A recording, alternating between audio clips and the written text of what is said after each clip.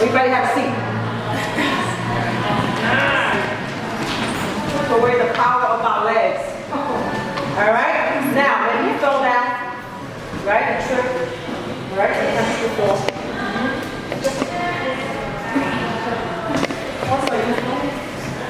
Yeah. All right, look. All right, you can be sitting somewhere, you can be in a club. Some people go crazy after a couple of drinks, right?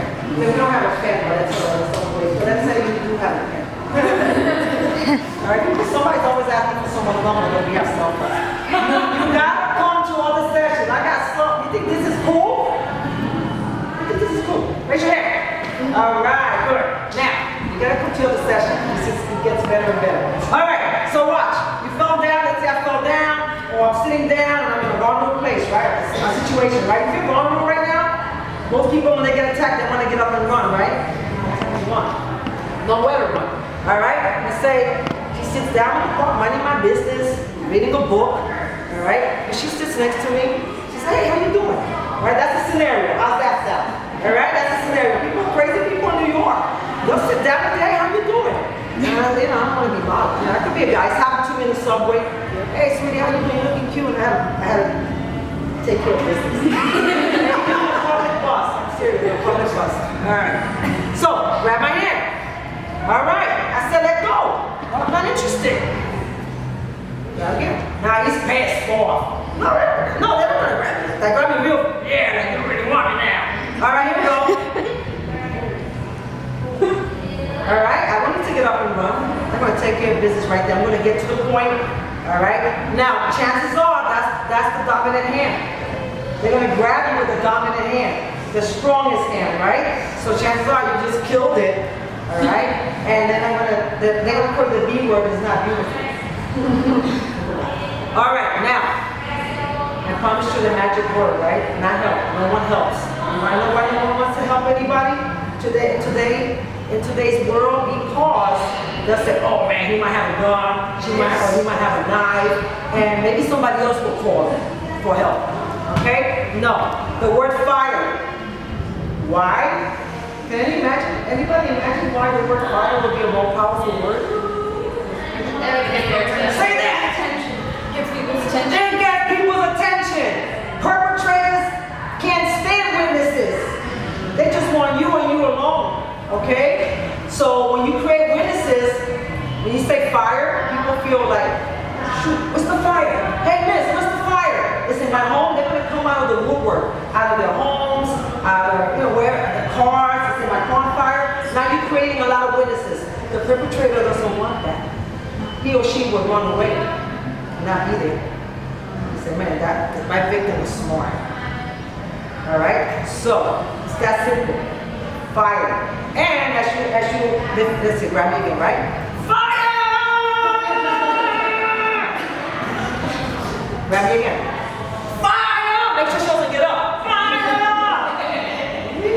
Now, you guys train here. This is one of the best gyms. I used to work here like 10 years ago and I'm back. This is like my home away from home. Okay? And my thing is about empowering women. This is one of the few gyms that exist that's about that, you know. And I'm glad that Christy was very nice and Michelle to help me, you know, expose you guys to the very simple things you can do in order to walk around and feel safe and more empowered, get home from work, from school, because, you know, it's a jungle out there. It's a jungle. It's getting worse and worse. Okay? So I just want to, this is called getting to the point. This is only one technique. All right? You see, we did it from the front, right? We did it from a rear grab. But you see how empowering and simple that was? Anybody find it challenging, a little too challenging? Straight to the point, right? If you drive a car, buy yourself a bunch, like a dozen, I put a bag, and you know, it's in the store, and put them in the visor. Sometimes in the summertime, you have a window rolled down, and you always have somebody, hey baby, what's going on? And they leave in the car, like you could be at a red light, you could be alone. Take that other visor up. All right? They're just giving you their arm, they're leaving on your window. They don't know what you know, they don't know who you are. All they know is, all we know is that they saw a female by herself in the car with her window rolled down, but they don't know what you're capable of doing. We women are very, very powerful when we set our minds to it. The fact that we're women, that's our strongest point, not weakest point. Okay? Because when a perpetrator tries to confront us, it's right there, they're putting the guards down. In their mind, they're thinking, you know, I'm a man, what can she do? Again, they don't know you. All right? I've had situations in the street where a quick story, I saved a woman from almost getting raped by 6 guys. I happened to be walking at the right place at the right time. Madison Avenue, 26th Street. When Mayor Dinkins was mayor, Mayor Dinkins, some of you guys are too young, right? But we had a Mayor Dinkins, some of us, and around that time, I was walking down the street and I saw this one woman and she was being, surrounded by 6 guys, and I saw from across the street, and I was wondering, why am I walking down this way? And when I saw that happening, I got very upset. I made myself visible because they don't like witnesses. In training in my martial arts career, we used to train against multiple attackers, and I remember learning how to deal with the leader of the pack, because there's a reason why there's a leader of the pack, because he can kick everybody else's butt. All right, so here I come, little lady me, and now the girl, they saw me, the girl ran away, they left her alone because they saw me, then they started blocking my path, and no one got hurt. Believe it or not, they thought I was crazy. Because I stood my ground, and I said, well, you got a problem? I spoke their language. I don't curse or anything, but that's how these guys spoke. And I can't say, look, Sonny, I'm not nice to be black, don't you mess with me. No, I had to be really firm. I was ready to get down and do battle. I already had my plan in 3 parts. But the guys felt like the energy I projected was so strong, they thought I was crazy. That when the leader of the pack, I didn't know who it was, he came forward, because they were all lined up in one group. I said, and the air was thickening, he stepped forward, and as he stepped forward, I met him halfway. Yeah, right? You felt me? Yeah. He was like, whoa! He went, yeah, I met him halfway. I said, Jesus Christ. In my mind, the air was thickening. And he came forward, because he's got to show his boys he's bad.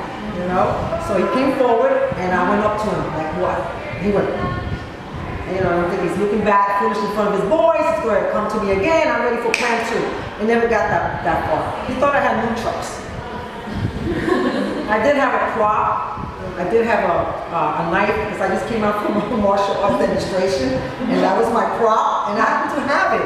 And I'm like, well, you got a problem, man? He saw my little leather jacket, he was tall. I let him, I bluffed him, but the thing, if you saw it was really scary. It's a scary knife, it wasn't sharp, but it looked scary. They don't know what I can do with this. But the guys ran away, because the leader said, oh, she's got no chucks. And they took off, and it was funny, I know, it's funny, I tell you. And then that was the end of that. We didn't have cell phones in those days. The public phones weren't working. No one called the police for me at all. But I got out of it. All right.